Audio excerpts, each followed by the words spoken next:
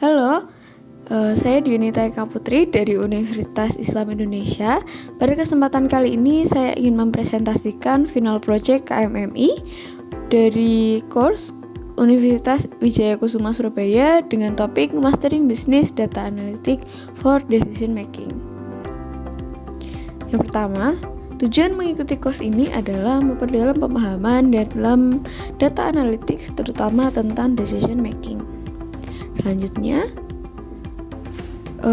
pada hari ini saya akan menampilkan yang pertama, latar belakang dan tujuan, yang kedua, sumber data dan variabel, yang ketiga, metode dan alat, yang keempat, hasil dan pembahasan, yang kelima, referensi, dan yang keenam adalah penutup. Selanjutnya, yang pertama adalah latar belakang dan tujuan. Mulai 2020 tahun lalu, sektor pertanian di Indonesia meningkat sebanyak 16,24%. Hasil pertanian ini berpeluang menjadi salah satu sumber utama devisa negara. Hasil pertanian atau perkebunan Indonesia sendiri terbagi menjadi komoditi cengkeh, kancing mete, kakao, karet, kayu manis, kelapa sawit, kelapa, kopi, lada, pala, teh, dan tembakau yang tersebar di seluruh provinsi di Indonesia. Nah, dari sini dibutuhkan pengelompokan hasil perkebunan sehingga dapat diketahui daerah yang memiliki hasil perkebunan tinggi dan hasil perkebunan yang rendah. Dari pengelompokan ini dapat dijadikan acuan pemerintah dalam memberikan bantuan dan aturan mengenai perkebunan dan hasilnya. Selanjutnya, terdapat sumber data. Nah, sumber data hasil perkebunan ini didapatkan dari data sekunder atau data yang sudah diolah terlebih dahulu dan baru didapatkan oleh peneliti dari sumber yang lain sebagai tambahan informasi. Proyek ini mengambil data dari Dinas Perkebunan dan Badan Pusat Statistik dan Dinas Pertanian. Dari data ini diperoleh jumlah produksi perkebunan menurut provinsi pada tahun 2017 hingga tahun 2021. Jumlah produksi ini sendiri dapat ditemukan pada bagian subsektor hortikultura dan data dari Kementerian Pertanian Republik Indonesia pada 5 tahun terakhir. Selanjutnya, terdapat variabel. Variabel yang digunakan pada final project ini adalah yang pertama yaitu kelapa sawit, kelapa, kopi dan teh, karet, tebu, dan tembakau. Untuk kelapa sawit sendiri merupakan hasil perkebunan per provinsi dengan jumlah tertinggi berada di Provinsi Riau, sedangkan variabel kelapa dengan jumlah tertinggi di Provinsi Riau. Untuk kopi, jumlah tertingginya di Provinsi Sumatera Selatan, dan jumlah tertinggi teh ada di Provinsi Jawa Barat. Kemudian untuk karet, jumlah tertingginya di Provinsi Sumatera Selatan, sedangkan tebu terdapat di Provinsi Jawa Timur. Untuk tembakau, jumlah tertingginya di Provinsi Jawa Timur. Selanjutnya, terdapat metode dan alat. Yang pertama, terdapat metode. Metode yang digunakan dalam analisis ini adalah clustering K-means. K-means merupakan algoritma klasterisasi yang mengelompokkan data berdasarkan titik pusat atau centroid yang terdekat dengan data. Tujuan dari K-means sendiri adalah mengelompokkan data dengan memaksimalkan kemiripan data dalam satu klaster dan meminimalkan kemiripan data antar klaster. Kemudian yang kedua yaitu alat. Tools atau alat yang digunakan pada analisis ini adalah Python dan Google Colab.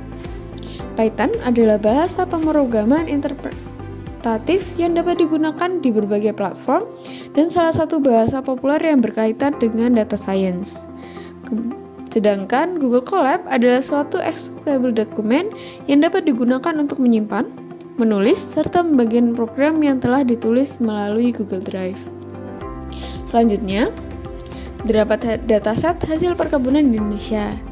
Berikut data awal atau 5 baris pertama dari dataset yang telah dikumpulkan dari berbagai sumber untuk hasil perkebunan di Indonesia.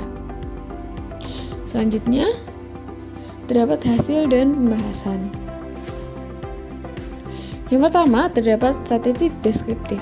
Dari statistik deskriptif ini terdapat beberapa perhitungan. Yang pertama ada count atau jumlah dari data tersebut. Dari sini, untuk variabel kelapa sawit terdapat 34 data, untuk kelapa terdapat 34 data, karet 34 data, kopi, tebu, teh, dan tembakau juga 34 data sesuai dengan setiap provinsi di Indonesia. Kemudian terdapat min atau rata-rata di mana hasil produksi kelapa sawit rata-ratanya adalah 1193 ton, kemudian kelapa 85 ton, karet 106 ton, kopi 21 ton, tebu 63 ton, teh 4 ton, dan tembakau 5 ton. Kemudian terdapat STD atau standar deviasi, kemudian juga ada min atau nilai paling kecil, kemudian juga ada 25% yang artinya nilai kuartal 1, kemudian ada 50% atau nilai kuartal 2, kemudian terdapat 75% atau kuartal ketiga, dan max atau nilai maksimum. Selanjutnya, terdapat eksplorasi data, yaitu dalam hal ini adalah visualisasi. Terdapat matriks scatterplot hasil perkebunan di Indonesia seperti di gambar berikut ini. Scatterplot atau grafik mencar sendiri adalah diagram yang dibangun dari sumbu X dan Y untuk menggambarkan berbagai titik. Diagram ini bertujuan untuk membentuk hubungan sebab akibat dari dua variabel. Matriks scatterplot adalah matriks yang berisi kumpulan scatterplot yang masing-masing terdiri dari satu data. Dari matriks scatterplot ini terdapat beberapa komoditi yang digabungkan dengan tiap provinsi. Selanjutnya, dilakukan eksplorasi data atau visualisasi yang kedua, yaitu histogram. Histogram merupakan tampilan grafis dari tabulasi frekuensi yang digambarkan dengan grafis batangan. Tiap tampilan batang menunjukkan proporsi frekuensi pada masing-masing deret kategori yang berdampingan dengan interval yang tidak tumpang tindih. Dari histogram di atas dapat diketahui hasil perkebunan yang menonjol dari masing-masing provinsi. Contohnya, di Kalimantan Tengah terdapat komoditi yang menonjol yaitu kelapa sawit. Sedangkan di Jawa Timur terdapat komoditi yang menonjol yaitu tebu. Kemudian dapat kita lihat pula di Sulawesi Barat terdapat komoditi yang menonjol yaitu kelapa sawit. Selanjutnya, hasil dan pembahasan yang kedua yaitu hasil dari Cummins clustering. Cummins clustering adalah suatu metode penganalisian data atau metode data mining yang melakukan proses pemodelan tanpa supervisi atau unsupervised. Untuk melakukan clustering menggunakan Python, dilakukan penentuan banyak cluster yang dapat digunakan dengan menggunakan plot. Hasil dari plot ini adalah sebagai berikut. Dapat terlihat dari plot tersebut terdapat number of cluster. Dari sini dipilih angka 3 sebagai jumlah cluster yang akan digunakan.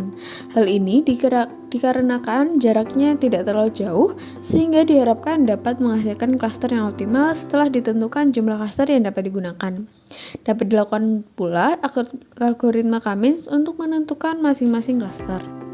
Selanjutnya, setelah melakukan clustering, didapatkan hasil clustering dengan cluster-cluster sebagai berikut. Untuk klaster yang pertama, terdapat Provinsi Aceh, Bengkulu, Lampung, Kepulauan Bangka Belitung, Kepulauan Riau, DKI Jakarta, Jawa Barat, Jawa Tengah, DIY, Jawa Timur, Banten, Bali, Nusa Tenggara Barat, Nusa Tenggara Timur, Kalimantan Utara, Sulawesi Tengah, Sulawesi Selatan, Sulawesi Tenggara, Gorontalo, Sulawesi Barat, Maluku, dan Maluku Utara, kemudian Papua Barat, dan terakhir Papua. Klaster ini termasuk klaster yang memiliki tingkat hasil perkebunan yang tinggi. Kemudian terdapat klaster yang kedua, yaitu Sumatera Selatan, Sumatera Utara, Riau, dan Kalimantan Tengah. Klaster ini termasuk provinsi dengan hasil perkebunan yang sedang. Kemudian terdapat klaster yang ketiga, yaitu Sumatera Barat, Jambi, Sumatera Selatan, Kalimantan Barat, Kalimantan Selatan, dan Kalimantan Timur. Provinsi-provinsi ini merupakan klaster yang ketiga, yaitu klaster dengan hasil perkebunan yang cenderung rendah. Selanjutnya, terdapat resource atau referensi yang digunakan dalam mengerjakan final project KMMI ini. Selanjutnya, terdapat kesan dan pesan. Yang pertama, melalui course ini saya banyak mendapatkan wawasan dan relasi dari berbagai jurusan dan daerah. Kemudian saya juga dapat bertemu pengajar-pengajar luar biasa yang sangat membantu dalam proses pembelajaran. Kemudian saya berharap kegiatan ini dapat terus dilaksanakan dan dapat memperluas mitra serta topik. Dan yang terakhir, terima kasih kepada dosen pembimbing serta teman-teman di course ini. Untuk sintaks, dataset, dan laporan analisis dapat diakses di link-link berikut.